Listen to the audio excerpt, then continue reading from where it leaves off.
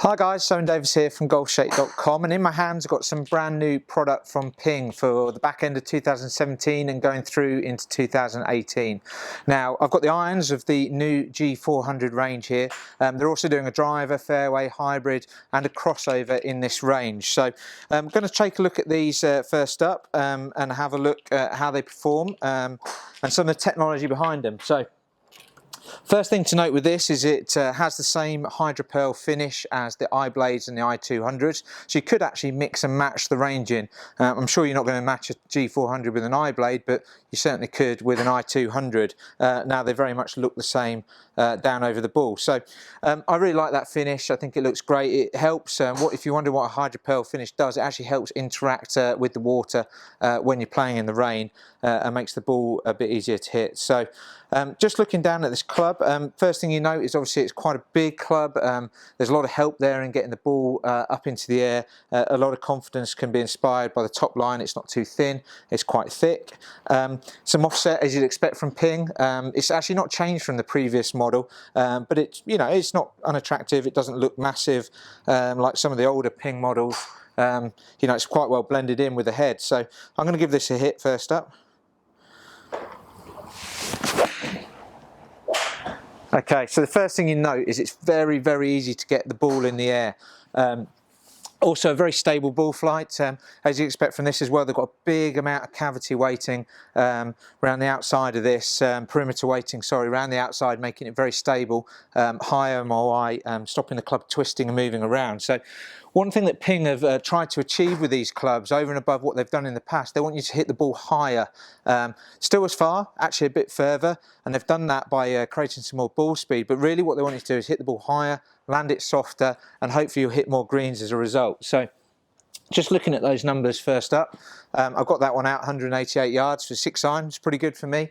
I'm pretty pleased with that. I'd expect to hit these a bit further than my regular iron. Club head speed of 82 and a ball speed of 116, so I'm pretty pleased with that, and also a launch angle there of 19 degrees, so some pretty good numbers for me. I'm going to give this another whack now.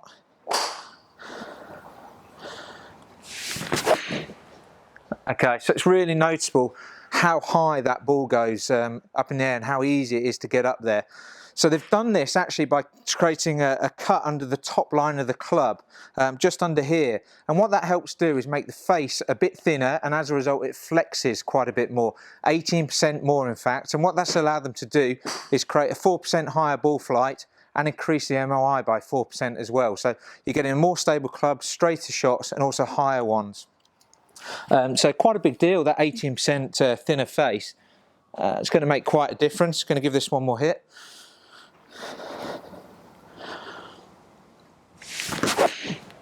Yeah, that's the best one of the lot.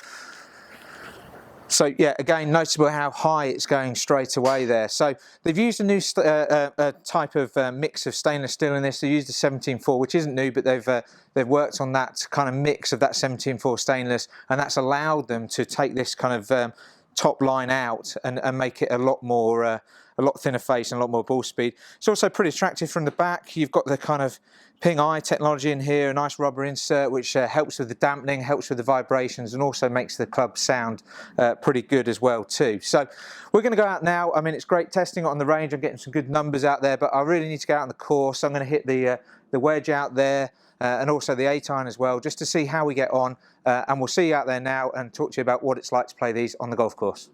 So guys, I've just finished up testing the G400 iron out here on the golf course, and I mean, it may not be an iron for me in terms of it's not a forged iron and it's not that workable in terms of the feel you get, but it is a fantastic iron. It really does exactly what it says on the tin. It's there to make the game as easy as possible. While not being an absolutely super oversized club, it is quite attractive to sit down at a dress. The finish is really nice on it. I really like the hydropearl finish. The top line's quite soft, which I like. The offset's not massively obvious, which is great as well.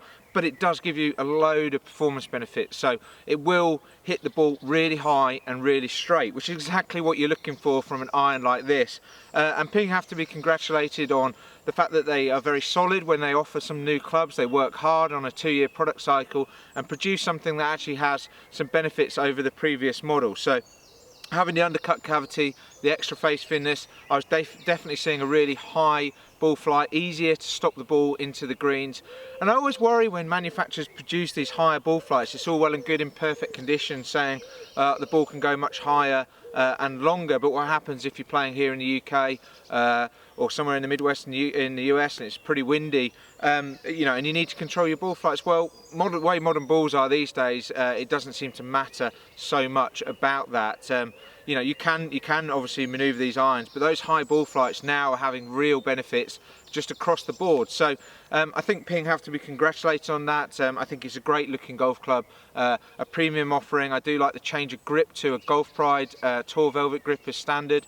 You can still get all your Ping different colours in there, so don't worry about that one in terms of the grip sizes and the way that they've done it, but I do like that's a switch up to a better grip that's used, still the most popular grip on tour, I think. So I think Ping have to have a big thumbs up for that one as well. So a really good golf club from Ping, a great game improvement iron.